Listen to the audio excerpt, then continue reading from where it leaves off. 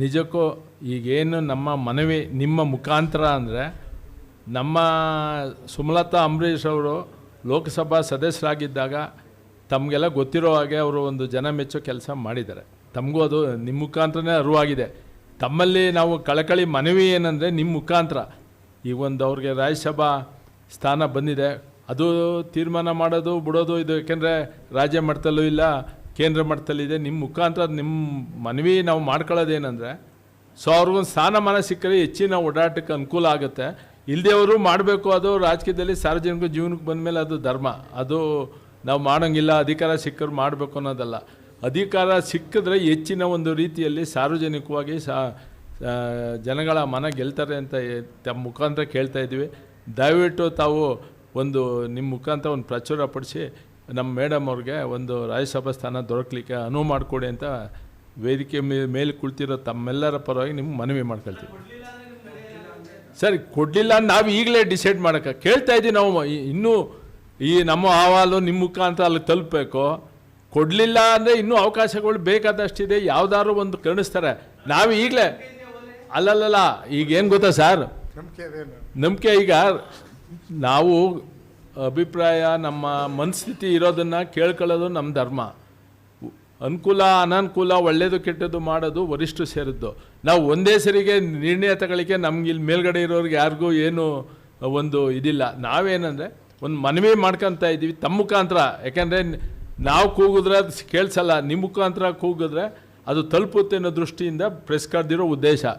ತಾವು ದಯವಿಟ್ಟು ಒಳ್ಳೆಯ ಮನಸ್ಸು ಮಾಡಿ. ಯಾಕೆಂದರೆ ಮೇಡಮ್ ಅವರು ಲೋಕಸಭಾ ಸದಸ್ಯರಾಗಿದ್ದಾಗ ಹೆಚ್ಚಿನ ಕೆಲಸ ಮಾಡಿದ್ದಾರೆ. ತಮಗೂ ಅರಿವಿದೆ, ಅದು ನಿಮಗೂ ಗೊತ್ತು.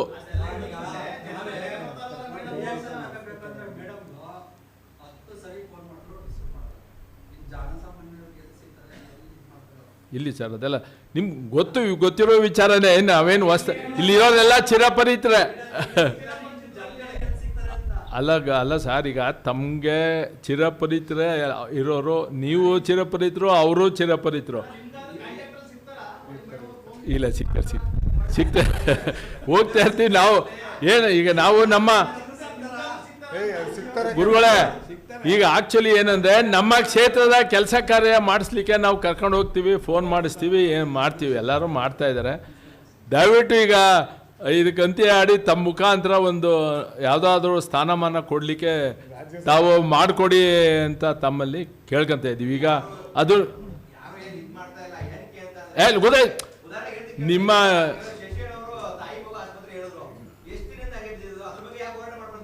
ಇಲ್ಲ ಈಗ ನೀವು ಹೇಳ್ತಾ ಇರೋದು, ನೀವು ಉದ್ದೇಶ ಏನಂದ್ರೆ ಜಿಲ್ಲೆಯ ಜನತೆ ಪರವಾಗಿ ಸತ್ಯ. ಈಗ ನಮ್ಮ ನಾಯಕಿಯಾದಂಥ ಸುಮಲತಾ ಅಂಬರೀಷ್ ಅವರು ಕಳೆದ 3 ವರ್ಷಗಳ ಹಿಂದೆ ಭಾರತೀಯ ಜನತಾ ಪಕ್ಷಕ್ಕೆ ಸೇರ್ಪಡೆಯಾದರು. ಭಾರತೀಯ ಜನತಾ ಪಕ್ಷಕ್ಕೆ ಸೇರ್ಪಡೆಯಾದ ನಂತರ ಅವರು ಹಾಲಿ ಸಂಸತ್ ಸದಸ್ಯರಾಗಿದ್ದರು. ಸಂಸತ್ ಸದಸ್ಯರಾಗಿದ್ದರೂ ಕೂಡ ಹಲವಾರು ಪಕ್ಷಗಳು, ಮುಖ್ಯವಾಗಿ ಕಾಂಗ್ರೆಸ್ ಪಕ್ಷ ಅವ್ರನ್ನ ನಮ್ಮ ಪಕ್ಷಕ್ಕೆ ಬನ್ನಿ ಅಂತ ಆಹ್ವಾನ ನೀಡಿದ್ರು ಕೂಡ ಅವರು ಭಾರತೀಯ ಜನತಾ ಪಕ್ಷದ ನರೇಂದ್ರ ಮೋದಿಯವರ ಆಡಳಿತವನ್ನು ಮೆಚ್ಚಿ ದೇಶದ ಅಭಿವೃದ್ಧಿಯ ದೃಷ್ಟಿಯಿಂದ ಭಾರತೀಯ ಜನತಾ ಪಕ್ಷಕ್ಕೆ ಸೇರ್ಪಡೆಯಾದರು. ಬಹುಶಃ ನಿಮಗೆಲ್ಲರಿಗೂ ಗೊತ್ತಿದೆ, ಸೇರ್ಪಡೆಯಾದ ಕೆಲವೇ ತಿಂಗಳುಗಳ ನಂತರ ಲೋಕಸಭಾ ಚುನಾವಣೆ ಬಂತು. ಆ ಲೋಕಸಭಾ ಚುನಾವಣೆಯಲ್ಲಿ ರಾಜ್ಯ ಮಟ್ಟದಲ್ಲಿ ಮತ್ತು ರಾಷ್ಟ್ರ ಮಟ್ಟದಲ್ಲಿ ಮೈತ್ರಿಯಾದ ಕಾರಣ ಇಲ್ಲಿ ಎಚ್ ಡಿ ಕುಮಾರಸ್ವಾಮಿ ಅವರು ಕಂಟೆಸ್ಟ್ ಮಾಡಿದ್ರು.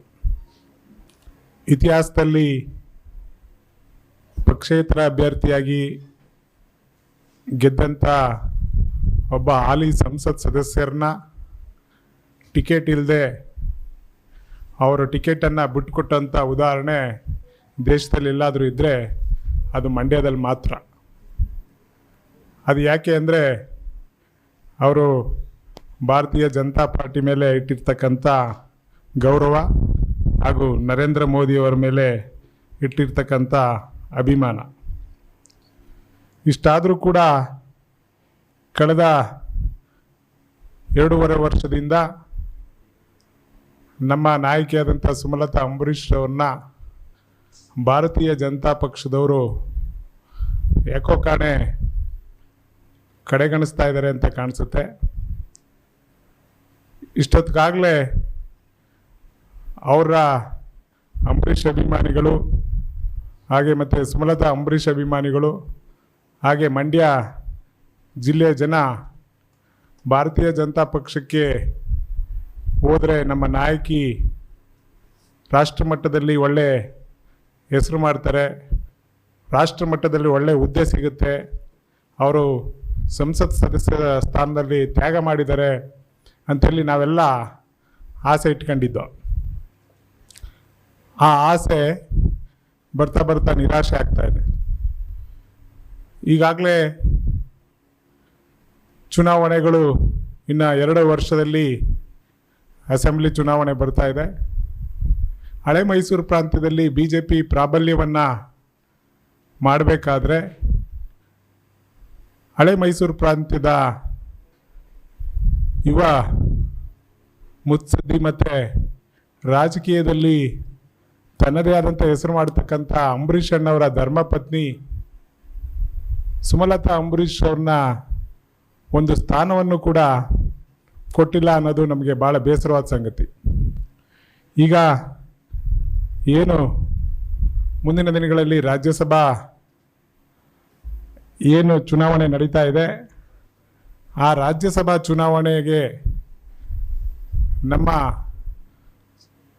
ನಾಯಕಿಯಾದಂಥ ಸುಮಲತಾ ಅಂಬರೀಷ್ ಅವ್ರನ್ನ ಪರಿಗಣನೆ ಮಾಡಬೇಕು. ಪರಿಗಣನೆ ಮಾಡಲಿಲ್ಲ ಅಂತ ಪಕ್ಷದಲ್ಲಿ ಹಳೆ ಮೈಸೂರು ಪ್ರಾಂತ್ಯದಲ್ಲಿ ಒಟ್ಟಾರೆಯಾಗಿ ರಾಜ್ಯದಲ್ಲಿರ್ತಕ್ಕಂಥ ಅಂಬರೀಷ್ ಅಭಿಮಾನಿಗಳು ಹಾಗೆ ಸುಮಲತಾ ಅಂಬರೀಷ್ ಅಭಿಮಾನಿಗಳು ಭಾರತೀಯ ಜನತಾ ಪಕ್ಷದ ಬಗ್ಗೆ ಇಟ್ಟಿರ್ತಕ್ಕಂಥ ಗೌರವ ಎಲ್ಲೋ ಒಂದು ಕಡೆ ಕ್ಷೀಣಿಸ್ತಾ ಹೋಗುತ್ತೆ. ಯಾಕೆಂದರೆ ಅವರು 5 ವರ್ಷಗಳಲ್ಲಿ ಸಾಕಷ್ಟು ಅಭಿವೃದ್ಧಿ ಕೆಲಸಗಳನ್ನ ಮಾಡಿದ್ದಾರೆ.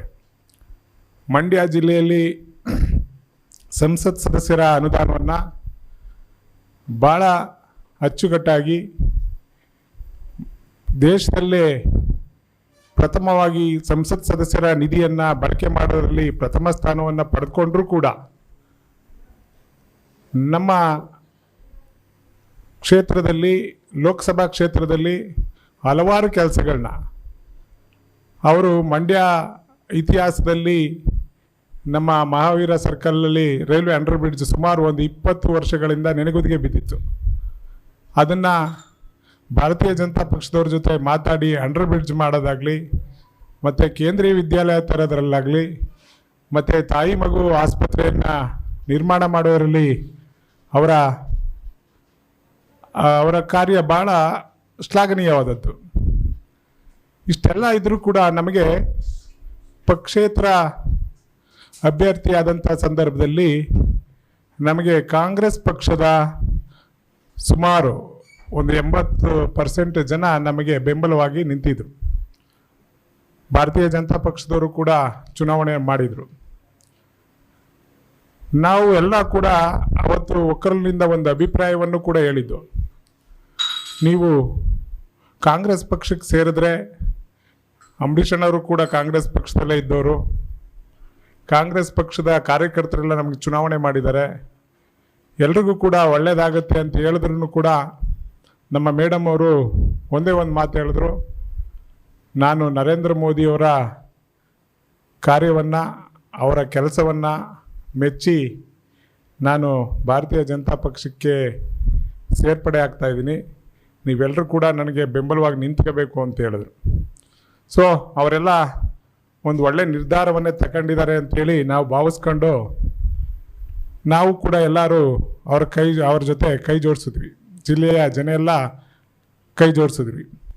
ಅದಕ್ಕೆ ಫಲಿತಾಂಶ ಕುಮಾರಸ್ವಾಮಿಯವರು ಲೋಕಸಭಾ ಚುನಾವಣೆಯಲ್ಲಿ ಮೈತ್ರಿ ಅಭ್ಯರ್ಥಿಯಾಗಿ ಗೆದ್ದಂಥದ್ದು.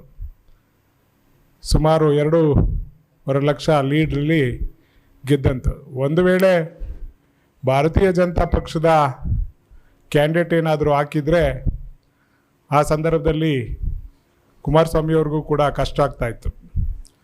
ಮೇಲ್ಮಟ್ಟದ ಮೈತ್ರಿಯಿಂದ ನಾವೆಲ್ಲರೂ ಕೂಡ ಮೈತ್ರಿ ಅಭ್ಯರ್ಥಿಗೆ ಚುನಾವಣೆಯನ್ನು ಮಾಡಿ ಅವರ ಗೆಲುವಲ್ಲಿ ನಮ್ಮ ಸುಮಲತಾ ಅಂಬರೀಷ್ ಅವರ ಪಾತ್ರನೂ ಕೂಡ ಭಾಳ ಮುಖ್ಯವಾದದ್ದು. ಈ ನಿಟ್ಟಿನಲ್ಲಿ ಈಗ ಬರ್ತಾ ಇರ್ತಕ್ಕಂಥ ರಾಜ್ಯಸಭಾ ಚುನಾವಣೆಯಲ್ಲಿ ಭಾರತೀಯ ಜನತಾ ಪಕ್ಷದ ಒಂದು ಸ್ಥಾನ ಭಾರತೀಯ ಜನತಾ ಪಕ್ಷಕ್ಕೆ ಲಭಿಸೋದ್ರಿಂದ ಆ ಸ್ಥಾನವನ್ನು ನಮ್ಮ ನೆಚ್ಚಿನ ನಾಯಕಿಯಾದಂಥ ಸುಮಲತಾ ಅಂಬರೀಷ್ ಅವರಿಗೆ ರಾಜ್ಯಸಭಾ ಸ್ಥಾನವನ್ನು ನೀಡೋದ್ರ ಮುಖಾಂತರ ಹಳೆ ಮೈಸೂರು ಪ್ರಾಂತ್ಯದಲ್ಲಿ ಭಾರತೀಯ ಜನತಾ ಪಕ್ಷ ಬಲಿಷ್ಠ ಆಗಬೇಕು ಅಂದರೆ ಹಳೆ ಮೈಸೂರು ಪ್ರಾಂತ್ಯದಲ್ಲಿ ಅವರಿಗೆ ಆ ಸ್ಥಾನವನ್ನು ರಾಜ್ಯಸಭಾ ಸ್ಥಾನವನ್ನು ನೀಡಿದ್ರೆ ಮುಂದಿನ ವಿಧಾನಸಭಾ ಚುನಾವಣೆಯಲ್ಲೂ ಕೂಡ ಒಂದು ಭಾರತೀಯ ಜನತಾ ಪಕ್ಷದ ಗೆಲುವಿಗೆ ಸಹಕಾರಿಯಾಗುತ್ತೆ ಅಂತ ಹೇಳ್ತಾ, ಈ ಸಂದರ್ಭದಲ್ಲಿ ನಾವು ನರೇಂದ್ರ ಮೋದಿಯವ್ರಿಗೂ ಅಮಿತ್ ಶಾ ಅವ್ರಿಗೂ ಹಾಗೆ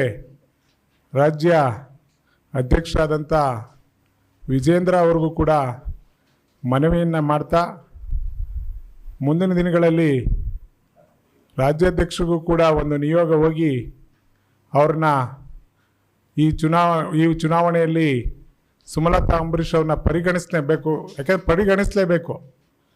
ಇದೆಲ್ಲರೂ ಕೂಡ ಅಂಬರೀಷ್ ಅಭಿಮಾನಿಗಳಿಗೆ ಮತ್ತು ಸುಮಲತಾ ಅಂಬರೀಷ್ ಅಭಿಮಾನಿಗಳಿಗೆ ಹಾಗೆ ಮಂಡ್ಯ ಜಿಲ್ಲೆಯ ಜನತೆಗೆ ಎಲ್ಲೋ ಒಂದು ಕಡೆ ನಿರಾಸೆ ಆಗ್ತಾ ಇದೆ. ದಯಮಾಡಿ ಭಾರತೀಯ ಜನತಾ ಪಕ್ಷದ ವರಿಷ್ಠರು ಈ ಕೂಡಲೇ ಇದನ್ನು ಗಮನ ಹರಿಸಿ ಈ ಒಂದು ನಿಟ್ಟಿನಲ್ಲಿ ರಾಜ್ಯಸಭಾ ಸ್ಥಾನವನ್ನು ಸುಮಲತಾ ಅಂಬರೀಷ್ ಅವರಿಗೆ ನೀಡಬೇಕು ಅಂತೇಳಿ ಒತ್ತಾಯವನ್ನು ಮಾಡ್ತೀವಿ. ಅಲ್ಲ, ಈಗ ನಮ್ಮ ಅಭಿಪ್ರಾಯ ಸುಮಲತಾ ಅಂಬರೀಷ್ ಅವರು ಕಡೆಗಣಿಸ್ತಾ ಇಲ್ಲ ಅಂತ ಅವರ ಅಭಿಪ್ರಾಯ ಹೇಳಿರ್ಬೋದು. ನಮಗೆ 2 ವರ್ಷ ಆಗ್ತಾ ಬಂತು. ಚುನಾವಣೆ ಇನ್ನು 2 ವರ್ಷದಲ್ಲಿ ವಿಧಾನಸಭಾ ಚುನಾವಣೆ ಬರ್ತಾ ಇದೆ. ಮೈತ್ರಿ ಏನಾಗಿದೆ ಅಂತಲೂ ಇನ್ನೂ ಕೂಡ ಕ್ಲಾರಿಟಿ ಇಲ್ಲ. ಜಿಲ್ಲಾ ಮಟ್ಟದಲ್ಲಿ JDSನವರು BJPಯವ್ರು ಕರೀತಾ ಇಲ್ಲ, BJPಯವರು JDSನವ್ರು ಕರೀತಾ ಇಲ್ಲ. ಸೊ ನಾವು ಸ್ಟ್ಯಾಂಡ್ ಏನು ಮಾಡೋದು ಅಂತೇಳಿ BJPಯವ್ರಿಗೆ ಎಲ್ಲೋ ಒಂದು ಕಡೆ ಒಂದು ಕಸಿವಿಸಿ ವಾತಾವರಣ ಆಗಿದೆ. ಬಹುಶಃ ನೀವೆಲ್ಲರೂ ನೋಡಿರ್ಬೋದು, ಈ ಮಂಡ್ಯ ಜಿಲ್ಲೆಯಲ್ಲಿ ಮೈತ್ರಿ ಆದ ನಂತರದಲ್ಲಿ BJPಯ ಪ್ರಾಬಲ್ಯ ಎಲ್ಲೋ ಬಹುಶಃ ಕಡಿಮೆ ಆಗ್ತಾ ಇದೆ ಅನ್ನಿಸ್ತಾ ಇದೆ ನಮ್ಮ. ಯಾಕೆಂದರೆ ಯಾವುದೇ ಒಂದು ಸಭೆ ಸಮಾರಂಭಗಳಲ್ಲಾಗಲಿ ಮತ್ತೊಂದಾಗಲಿ JDSನವರು BJPಯವ್ರನ್ನ ಕರೀತಾ ಇಲ್ಲ. ಸುಮಲತಾ ಅಂಬರೀಷ್ ಅವ್ರನ್ನ ಭಾರತೀಯ ಜನತಾ ಪಕ್ಷ ಒಂದು ಅಧಿಕಾರ ಕೊಡುತ್ತೆ. ಅವ್ರು ಹೇಳ್ತಾರೆ, ಈಗ ಅವರ ಅಧಿಕಾರ ಬೇಡ ನನಗೆ ಅಂತಲೇ ಹೇಳೋದು. ನಮ್ಮ ನಾಯಕಿ ಕೇಳಿದ್ರೆ ಏನು ಹೇಳ್ತಾರೆ, ನನಗೇನು ಬೇಡ, ನಾನು ಅಧಿಕಾರ ಬೇಡ ಅಂತ ಹೇಳ್ತೀನಿ. ಅಧಿಕಾರ ಅವ್ರಿಗೆ ಬೇಡದೇ ಇದ್ರು ನಮ್ಮ ಕಾರ್ಯಕರ್ತರ ಕತೆ, ಅವರನ್ನು ನಂಬ್ಕೊಂಡಿರುವಂಥ ಕಾರ್ಯಕರ್ತರ ಕತೆ ಬೇಕಲ್ಲ. ಜಿಲ್ಲಾ ಮಟ್ಟದಲ್ಲಿ ಮತ್ತು ರಾಜ್ಯ ಮಟ್ಟದಲ್ಲಿ ಅಂಬರೀಷ್ ಅಭಿಮಾನಿಗಳು, ಅಂಬರೀಷ್ ಅಣ್ಣ ಅವರು ನಮ್ಮ ಲಿಂಗರಾಜಣ್ಣವ್ರು ಹೇಳ್ತಾರೆ ಅದ್ರ ಬಗ್ಗೆ, 7 B ಫಾರಮ್ ಅವ್ರ ಮನೆಗೆ ತರಿಸ್ಕೊತಾ ಇದ್ರು. ಅಂಬರೀಷ್ ಅಣ್ಣವ್ರ ಶಕ್ತಿ ಅದು. ಅಂಥ ಶಕ್ತಿ ಇರ್ತಕ್ಕಂಥ ಅವರ ಧರ್ಮಪತ್ನಿಗೆ ಇದುವರೆಗೂ ಕೂಡ ಭಾರತೀಯ ಜನತಾ ಪಕ್ಷ ಒಂದು ಉನ್ನತವಾದ ಸ್ಥಾನವನ್ನು ಕೊಡಬೇಕು ಅಂತ ನಮ್ಮೆಲ್ಲರ ಆಸೆ. ಅವ್ರಿಗೆ ಆಸೆ ಇಲ್ಲದೇ ಇದ್ರೂ ಕೂಡ ನಾವು ಕಾರ್ಯಕರ್ತರಾಗಿ ಅವರ ಅಭಿಮಾನಿಗಳಾಗಿ ನಮ್ಮ ಆಸೆಯನ್ನು ವ್ಯಕ್ತಪಡಿಸ್ತೀವಿ. ದಯಮಾಡಿ ಭಾರತೀಯ ಜನತಾ ಪಕ್ಷದ ವರಿಷ್ಠರು ಇದರ ಬಗ್ಗೆ ಗಮನ ಹರಿಸಿ ರಾಜ್ಯಸಭಾ ಸ್ಥಾನವನ್ನು ನೀಡಬೇಕು ಅನ್ನೋದು ನಮ್ಮ ಒಂದು ಉದ್ದೇಶ. ನಿರ್ಭೀತ, ನಿಷ್ಪಕ್ಷಪಾತ, ವಿಶ್ವಾಸಾರ್ಹ ಸುದ್ದಿಗಳಿಗೆ ಮತ್ತೊಂದು ಹೆಸರಾಗಿರೋ ನ್ಯೂಸ್ 18 ಕನ್ನಡ ಈಗ ಆಪ್ನಲ್ಲೂ ಲಭ್ಯ ಇದೆ. ದಯವಿಟ್ಟು ಇಲ್ಲಿರೋ QR ಕೋಡ್ ಅನ್ನು ಸ್ಕ್ಯಾನ್ ಮಾಡಿಕೊಂಡು ಆಪ್ ಡೌನ್ಲೋಡ್ ಮಾಡೋದಕ್ಕೆ ಮರಿಬೇಡಿ. ನಿಮ್ಮ ಬೆಂಬಲ ಹೀಗೆ ಸದಾ ನಮ್ಮೊಂದಿಗಿರಲಿ. ಧನ್ಯವಾದ.